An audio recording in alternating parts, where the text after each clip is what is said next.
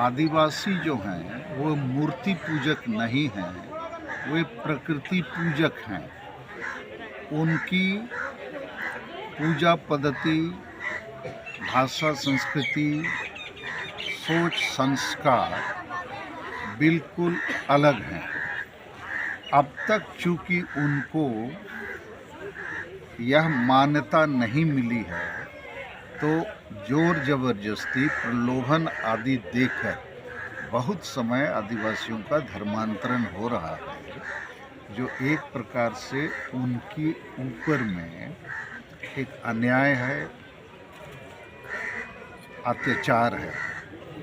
तो इस प्रकृति पूजक धर्म का नाम सरना धर्म के नाम से भारत में प्रचलित है, और इसलिए हम लोगों की मांग है कि सरना धर्म कोड के साथ इस बार जनगणना में भारत के आदिवासियों को शामिल होने का मौका प्रदान किया जाए।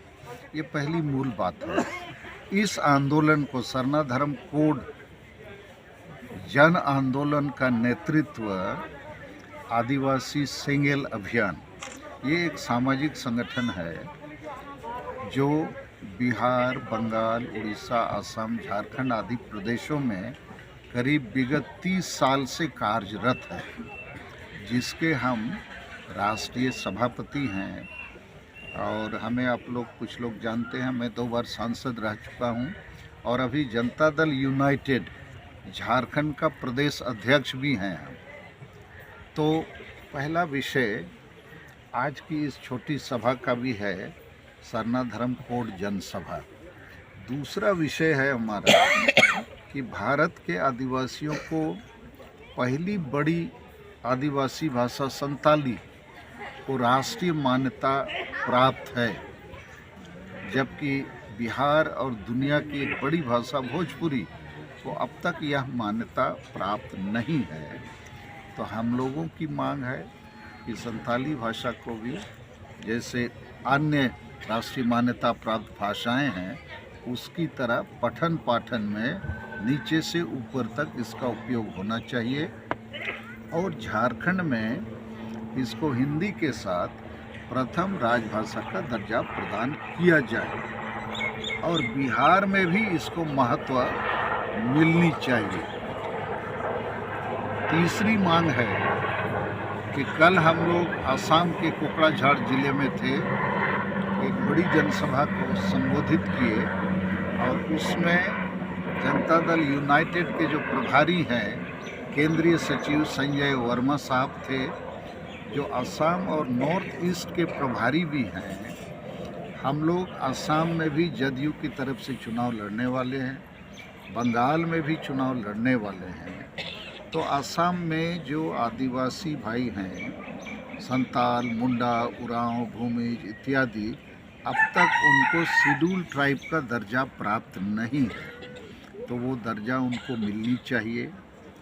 और अंतिम बात मैं आज की सभा में भी बोलने वाला हूँ, वो ये है, राजनीतिक बात है कि जनता दल यूनाइटेड की राष्ट्रीय कार्यकारिणी और परिषद की बैठक 26 और 27 दिसंबर को पटना में हुई, जहां 2 प्रमुख राजनीतिक सामाजिक फैसले लिए गए कि जनता दल यूनाइटेड को अब देश में विकल्प बनना चाहिए, और भारत के सभी राज्यों में संगठन का विस्तार होना चाहिए। चूँकि हमारे जो नेता हैं, एक प्रकार से वो प्राइम मिनिस्टीरियल मटेरियल हैं, माननीय नीतीश कुमार जी, वो प्रधानमंत्री बनने लायक नेता हैं, बेदाग छवि के नेता हैं। ना उनके खिलाफ परिवारवाद, ना वंशवाद, ना भ्रष्टाचारवाद, केवल एक वाद है, विकासवाद। तो इतने बड़े नेता हमारे बीच में उपलब्ध हैं। जनता दल यूनाइटेड का फैसला है कि इनको पूरे देश में स्थापित करना चाहिए। वो तो नेता के रूप में स्थापित हैं, लेकिन संगठन के रूप में। संगठन भी इसलिए हमारा बाकी बीजेपी, कांग्रेस या बाकी दलों से अलग है, क्योंकि हमारी जो समाजवादी विचारधारा है, उसके तहत जो सबसे ज़्यादा उपेक्षित आबादी है, आदिवासियों की आबादी, दलितों की आबादी और मुसलमानों की आबादी, हम इन आबादी को पूरे देश में ये संदेश देना चाहते हैं कि आपने बीजेपी, कांग्रेस और अन्य सभी पार्टियों को आजमाया है, एक बार नीतीश कुमार जी और जनता दल यूनाइटेड को आजमाइए, मौका दीजिए। और इसी नारे के साथ, इसी सामाजिक समीकरण के साथ, अर्थात ये जो आदिवासी, दलित और मुस्लिम हैं, इनको लेते हुए हम बंगाल और असम की चुनाव लड़ने वाले हैं, जो अप्रैल तक में हो जाना है। और ये एक अजूबा चीज़ हो सकती है, जैसे दिल्ली में केजरीवाल जी हैं, उनकी ना कोई पार्टी थी, ना संगठन था, ना बूथ कमेटी, लेकिन उन्होंने बीजेपी कांग्रेस को ध्वस्त कर दिया, क्योंकि उनके पास एक विजन था, संकल्प था, हम पानी बिजली का दाम हटाएंगे या मुक्त करेंगे, भ्रष्टाचार को हटाएंगे।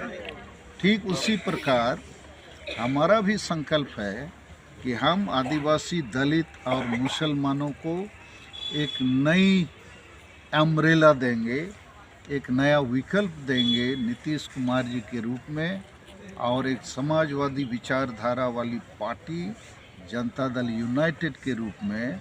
और इस समय हमारे जो राष्ट्रीय अध्यक्ष बने हैं माननीय RCP सिंह साहब, वो राज्यसभा में MP भी हैं, पार्टी के नेता भी हैं। तो यही सब 4 बातें मैंने आपके बीच में शेयर किया है। आज की सभा हम लोग करेंगे, और अभी हमारे बीच में जनता दल यूनाइटेड के जिला अध्यक्ष हाशमी साहब आए हैं, तो हम लोग सभा में थोड़ा सबका परिचय भी करेंगे और बताएंगे। थैंक यू, आप लोग मीडिया वाले आ सके हैं।